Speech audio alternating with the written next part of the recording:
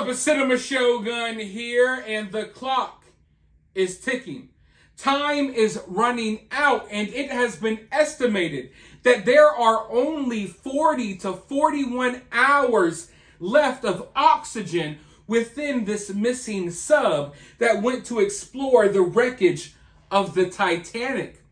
But ladies and gentlemen, after doing my own research, after looking into the vessel that they used to take this trip beneath the ocean, I can tell you right now that I am not confident that they even have that much oxygen left.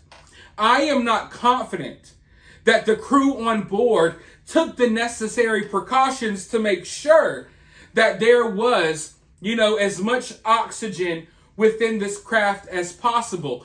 I am not confident that they took the necessary measures to make sure that this would be a safe trip. To be honest with you all, I would not be surprised if this craft literally fell apart at the seams while descending into the ocean. This is a homemade vehicle. We're going to get into that more in a future video, but I can tell you right now, knowing what I know now, and I did not know this at the beginning of my coverage of this story, I don't really have any hope. In fact, I don't even really necessarily think at this point that this craft is even still intact. I would literally not be surprised if it just fell apart, because this craft had no business being in the ocean. No one had any business being on this craft. But I want to go ahead and play for you a couple of clips from a recent press conference they had about this situation. But first, we all need to take just 1 or 2 seconds out to be thankful. Listen, I am going through an extremely difficult time in my life right now. I am sure that a lot of you all are dealing with your own problems. Let's all be thankful that we are still here today.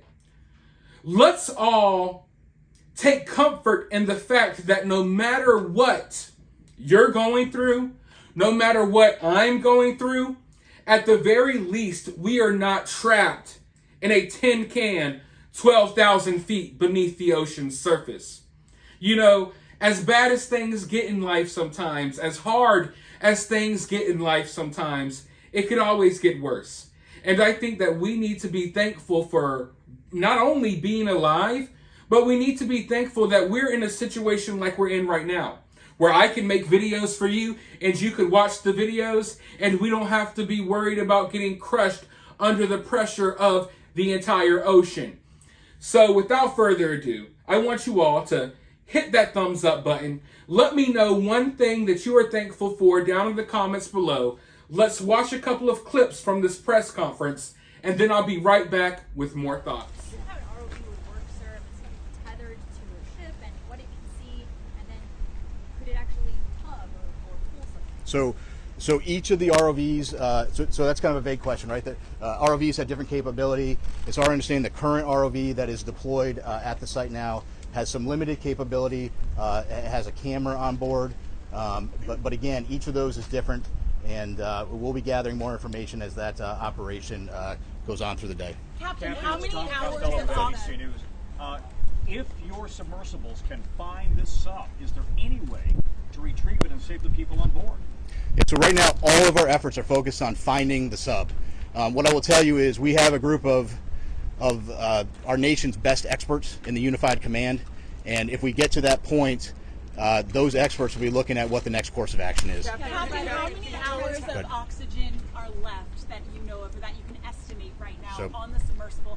And does it have to be approved or regulated? Sure. So first of all, it's an estimate, right? Because we know from the data we were using as a starting point was 96 hours. We know at this point we're approximately about 41 hours. 41 hours left. Yes. And does it have to be approved or regulated? Does submersibles that go through anything that you know of? Yeah, I'm not sure of the exact technical piece of that. We know there's about 40 hours of breathable air left based on that initial report. Again, that was just the initial report based on 96 hours from when the vessel. Captain, even with that amount of time that's left, let's say 41 hours or so, if you were to find the submersible at this moment, would that give you enough time to save these 5 people on board? Yeah, so listen, I don't know the answer to that question. What I will tell you is we will do everything in our power to effect a rescue. Again, it's going to depend on if the ROV finds something. It's going to depend on what they find, what needs to be, what steps need to be taken next, and really that is for the experts within the Unified Command to take a look at and then decide what the best course of action is. From BBC News, it seems to have taken the mothership vessel, or those running this operation, about 8 hours to contact you on Sunday after they lost contact with the sub. Is that a cause for concern? Listen, right now, our effort and our focus is on searching with what we know. As soon as we received the report on Sunday evening, we immediately launched search efforts. We flew assets that evening, and we've continued constant surface and air asset searches since that point. Go ahead. You mentioned that the search operation is very complicated. What are the biggest challenges you're facing? Well, this is a complex search, and it's complex for a variety of reasons. You're talking about a search area that's 900 miles east of Cape Cod, 400 miles south of St. John's. So logistically speaking, it's hard to bring assets to bear. It takes time. It takes coordination. And then we're dealing with, you're dealing with a surface search and a subsurface search, and frankly, that makes it an incredibly complex operation. Captain, will the U.S. Navy or the Canadian Navy be able to get salvage equipment on time before the air runs out? Obviously, getting salvage equipment on scene is a top priority. Unified Command is working through that to prioritize what equipment we can get there. There are ongoing operations right now via the U.S. Navy and Transcom to get equipment staged in St. John's and to get it on scene. I can't give you an exact timeline of when that's going to happen, but what I can tell you is there is a full press equipment on scene as quickly as we can. Is that equipment already on the East Coast, though? Or is it coming from the Pacific, for example? No, so some of the equipment that's coming is coming from the East Coast, but again, we're talking about very heavy equipment. It's a complicated transport operation, but the best professionals in the world are working it, and that's U.S. Transcom. When it comes to the equipment, can you go into more detail? Do you have a Curve 21 that's being shipped over to that location? And since you don't have a fleet tug vessel, because the Apache was decommissioned, what other assets you have? You have civilian ships that can help. Yeah, so like I said, there are several civilian ships that have offered services heading that way. There are additional Coast Guard cutters. We hope to have a Canadian Coast Guard cutter on scene this evening. We hope Polar Prince has been doing a great job with those duties, but if we could take some of that from them, that would be good. But your question about specific equipment, I'm not going to get into talking about specific equipment. Frankly, I'm not an expert on what that equipment is, but again, I can tell you we have experts in the Unified Command that are going through that, prioritizing what we need, and then how we get it on scene. Tell us about the personnel from Boston, how many people from here are out there, and also their equipment. From Boston specifically. Yeah, from Boston. So Boston, where Boston plays a role is the command center, the rescue and coordination center is here in Boston. The aircraft that are coming in are coming from different locations, but the command structure is being worked out of Boston. And I think we have time for 2 more questions. In all your years of experience, just how unique is this? Has the Coast Guard ever had to deal with anything like this? Well, I don't want to speak about if the Coast Guard has ever. I would tell you it's a unique operation. It's a challenging operation, but right now we're focused on putting everything we can at it and searching as hard as we can and getting the assets out there as quickly as we can. And so the private companies, the other assets that are rushing to the area, what sort of assets do they have? Do they have ROVs? Do they have similar technology that Ocean Gate? Yeah, so there are some additional assets with ROVs. There is one asset that is working to get on scene with a decompression chamber. So those are all pieces that are coming together, and we're working those logistical challenges to get them there. And I think we'll take one more. Is a deep sea rescue a realistic prospect? What would that look like? Well, I can't tell you exactly what it would look like. I would tell you that, we are out there, we're searching. We wouldn't be doing this. We wouldn't be searching and putting all effort out there. I think that, if the sub is located, that's a question that then the experts need to look at what is the best course of action for recovering the sub. But I think it's going to depend on that particular situation and if we encounter that. Sir, is it true that the British offered assistance and they were told we don't need your assistance at this point? No, I'm not aware of that. Again, what I would tell you though is that the Unified Command is working through prioritizing. And we know that there's equipment out there that can be brought to the scene. The Unified Command is working through prioritizing what equipment we need and then how we get it there. And the French are also responding to the ship as well? Yes, that's my understanding. Correct. You anticipated that in those 40 hours when that becomes a recovery mission, if you choose to do a recovery mission? Is that your plan? When those 40 hours are up that they gave for the estimate, is that the moment you shift from a search and rescue to a recovery operation if you choose to do a recovery operation, given the difficulties? I think it really depends on a number of factors. So anything that could change between now and then, as far as information response, things like that could change that. So it's not a hard and fast, timer's up, time to transition. There's a lot of factors to understand something like that. Visibility was very foggy yesterday with very little nose visibility, but was increasing today, and they were expecting much better conditions from an aerial search perspective. So it's 5 to 6 waves today. Yes. But it's cleared in terms of visibility. Yes. High winds persist, or It was 15 knot winds. So in terms, it's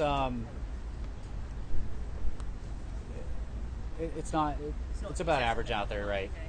How long would it take a typical Coast Guard vessel from the U.S., or for that matter from Newfoundland, to get on site if they're running at maximum speed? That depends on the cutter itself or the ship itself, because they all have different speeds. Yeah. But do you have an average, just to get a feel for how long it would take to get there? Well, depending on where they're coming from, it could be a matter of 2 days up to 4 to 5 days. It just depends on where they would be deploying from. 2 days from Newfoundland, for example. I don't know. We don't have any ships up there, so I don't know. I don't have an answer to that. The Canadian, we're trying to find out more information on the Canadian vessels that are assisting on there, sort of what their capability and speeds are. I just don't have an answer for you on that right now. Does the Coast Guard have a line on a piece of equipment that is capable of going down to the Titanic? The Coast Guard specifically, no. This type of a salvage operation in our expertise as an organization is... No, in terms of private companies, have you reached... So that's all part of the conversation with the Unified Command to find out what capabilities are out there and explore all avenues that they can. You're looking at that now.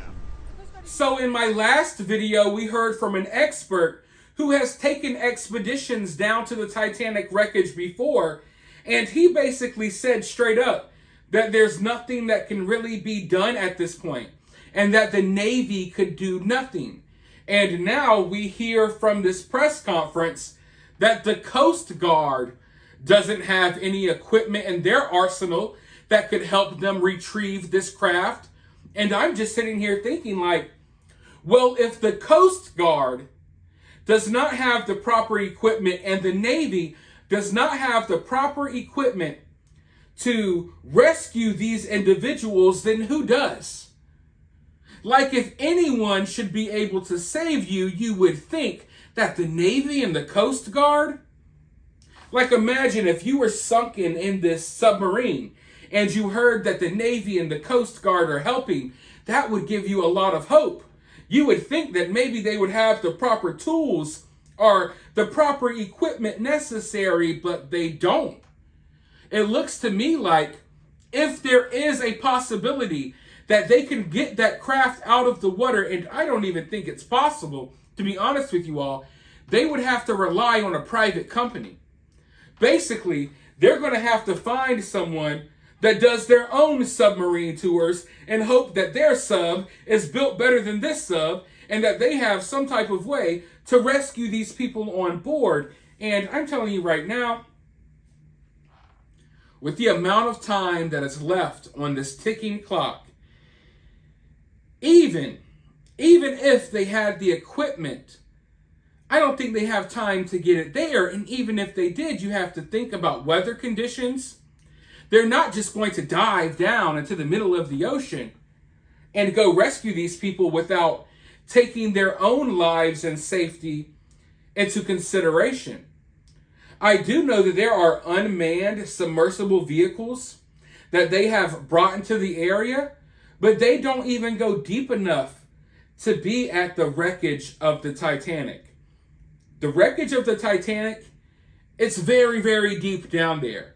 It's not as deep as the ocean goes, no, but it's damn sure very freaking deep. Very freaking deep. But all in all, I mean, press conferences are happening, experts are speaking out, and no one's really giving us any hope. I have yet to come across a single piece of information that would make me believe that it's possible that they could save these individuals. Right now, they say that what they're focused on is finding the craft, and then they will go over the possibilities over how they may be able to save these people. But I mean, if you're not already getting that plan together, then it's going to be too late.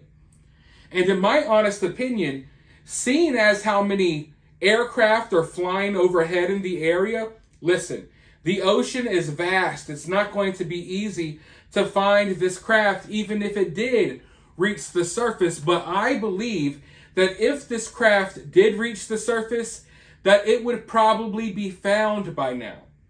Just because of the search efforts that are underway. They got planes flying overhead for 2 days now. 2 days. I really think if this craft surfaced, they would have found it. But you know, this takes me to a statement made by the developer of this sub. And he even acknowledged that the sub could lose power, the rotors can go out, but they would still be able to survive aboard the sub because they have oxygen and they have backup oxygen. But one thing he never took into consideration, regardless if you lose power, regardless if you're able to move down there and you lose maneuverability, who the hell is going to come get you out of the ocean? In my mind, if I'm going to dive down in a craft like this, you better have another craft on board the ship, the mothership, that could save us.